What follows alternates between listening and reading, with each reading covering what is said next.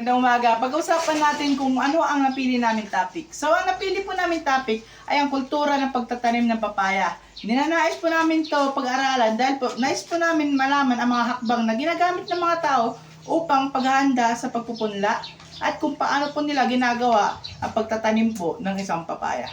Pinili namin ang topic na ito upang maipakita na ang pagtatanim ng papaya ay hindi lamang isang simpleng gawain sa bukid, kundi isang kultura na naipapasa sa isang henerasyon at patungo sa susunod na henerasyon. Nakakaepekto po ito sa pamumuhay ng mga tao dahil ito po ay isang pangunahing pinagkakakitaan o paghahanap buhay ng mga tao. At kadalasan, ini-import po ito sa ibang lugar para ibenta ang kanilang produkto.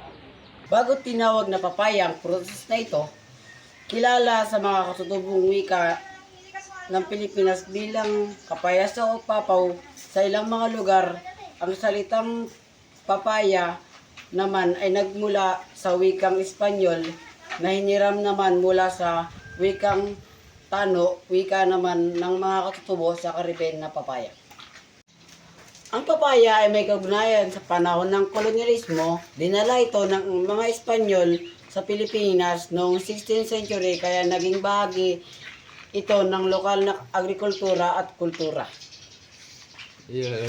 Nakakaapekto naman po ito sa ating komunidad dahil nagbibigay po ito ng iba't ibang produkto gaya ng sabon, shampoo na ginagamit po natin sa pang-araw-araw nating pamumuhay. Hindi lamang po sa Pilipinas, maging sa ibang bansa.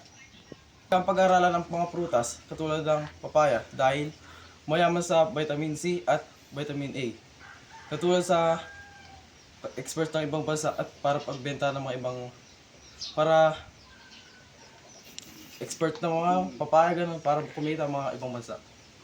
Sa lahat-lahat, mahalaga po ang papaya dahil po ito ay puno ng nutrisyon tulad po ng vitamin A, vitamin C, pati po ng antioxidant na ginagamit na rin sa paggawa ng sabon o shampoo na ginagamit natin sa pang-araw-araw nating pamumuhay.